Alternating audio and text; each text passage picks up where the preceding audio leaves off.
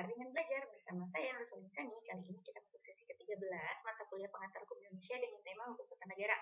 Bersama saya Nur Solinsani, seperti biasa saya di sini sudah menyiapkan slide PowerPoint agar dapat saudara juga saksikan apa yang saya jelaskan.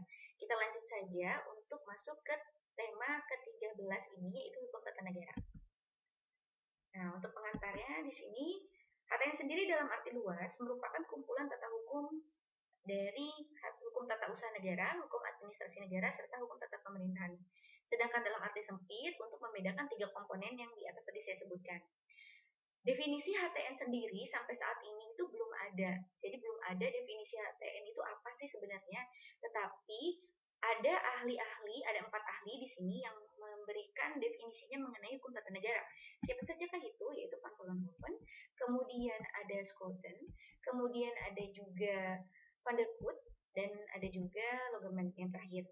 Nah, kita akan bahas satu-satu mengenai tokoh-tokoh ini. Yang pertama ada Van Vollenhoven.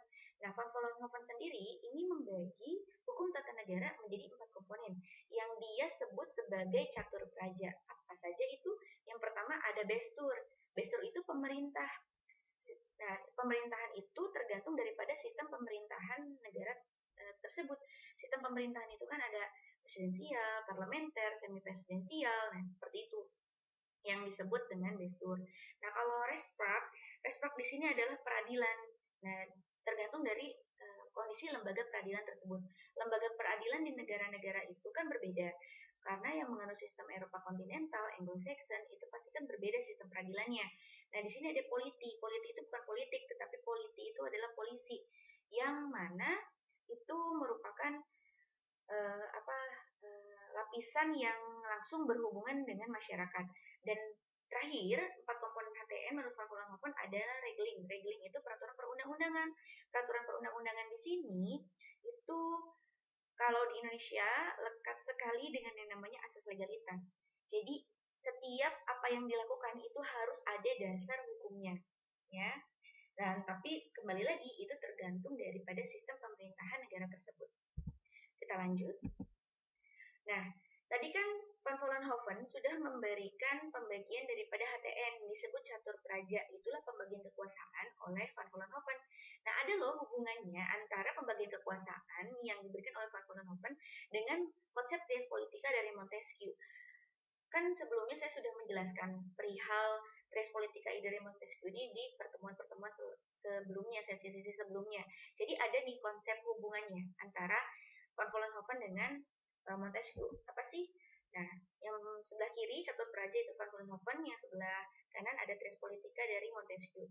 Bestur dalam res politica masuk dalam lembaga eksekutif. Regling dalam res politica masuk legislatif. Catur praja, Rechtspraak, dan politi itu dalam res politica masuk ke dalam lembaga yudikatif. Nah, seperti itu. Inilah hubungan antara catur praja dengan res politica dari Montesquieu. Oke, sekarang kita masuk ke definisi HTN menurut para ahli. Nah, di sini kita bisa lihat ya, saya akan menjelaskan yang diberikan oleh Van Vollenhoven. Selanjutnya, selebihnya bisa saudara baca sendiri. HTN mengatur semua masyarakat hukum atasan dan masyarakat hukum bawahan menurut ikatannya, dan dari masing-masing itu menentukan wilayah lingkungan rakyatnya, dan akhirnya menentukan badan-badan dan fungsinya masing-masing yang berkuasa dalam lingkungan masyarakat hukum, serta menentukan susunan dan wewenangnya dari badan-badan tersebut. Nah, apa sih yang dimaksud masyarakat hukum atasan? Yang dimaksud masyarakat hukum atasan ini pemerintah, sedangkan masyarakat hukum bawahan itu kita, ya, masyarakat, seperti itu. Jadi bukan berarti antara si kaya dan si miskin, bukan seperti itu, ya. Dan dari masing-masing itu menentukan wilayah rakyatnya, dan akhirnya menentukan badan-badan fungsinya masing-masing.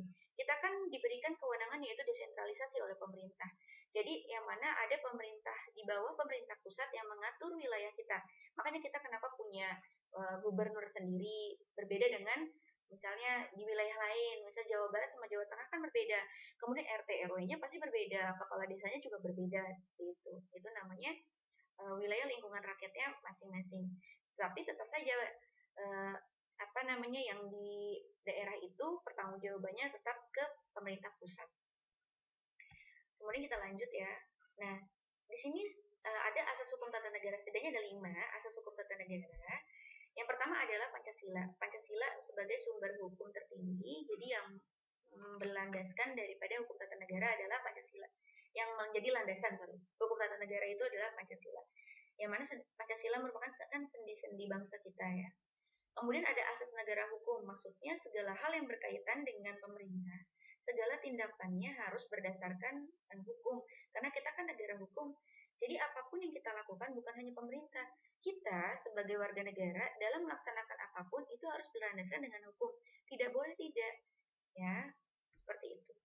Karena kita itu diatur oleh hukum untuk apa? Untuk menjaga yang namanya hak dan kewajiban daripada diri kita sendiri. Kemudian ada asas kedaulatan rakyat. Di sini kan dari rakyat, oleh rakyat, untuk rakyat, terbukti dari terlaksananya pemilu, pilkada, dan lain sebagainya. Kemudian ada asas negara kesatuan, yaitu apa? Negara Kesatuan Republik Indonesia (NKRI). Dan ada asas pemisahan kekuasaan, check and balance. Di sini pemisahan terhadap res politika. Jadi jelas nih, ada eksekutif, legislatif, yudikatif. Jadi asas pemisahan kekuasaan ini kita lekat kepada res politika ya tadi ya. Kemudian dan juga ada tadi catur praja. Nah, kalau pemisahan kekuasaan kita bicarakan soal res politika, eksekutif, legislatif, dan yudikatif. Nah, kalau misalnya sampai tidak dibagi, kan otomatis nanti ada pengaruh dari eksekutif untuk lembaga peradilan dan lain sebagainya, itu kan nggak boleh. Jadi adalah pemisahan kekuasaan, jadi jelas tupoksinya masing-masing. Nah, apa sih kesimpulan dari 4 tokoh tersebut? Nah, saudara juga bisa membuat kesimpulannya. Ini kesimpulannya yaitu HTN dirumuskan sebagai sekumpulan peraturan hukum yang mengatur organisasi daripada negara. Hubungan antara alat perlengkapan negara dalam garis vertikal maupun horizontal secara kedudukan warga negara dan hak-hak asasinya. Itulah kesimpulannya. Baik, terima kasih telah mendengarkan apa yang saya jelaskan. Semoga apa yang saya jelaskan menuai keberkahan serta ilmu yang bermanfaat untuk kita semua. Jika ada pertanyaan, silahkan dituliskan dalam kolom komentar. Dan juga bisa juga dituliskan di dalam kolom komentar kritik dan sarannya, atau juga bisa di dalam forum diskusi yang telah saya siapkan. Akhir kata, semoga Allah senantiasa memberikan keberkahan ilmu kepada kita semua. Wassalamualaikum warahmatullahi wabarakatuh.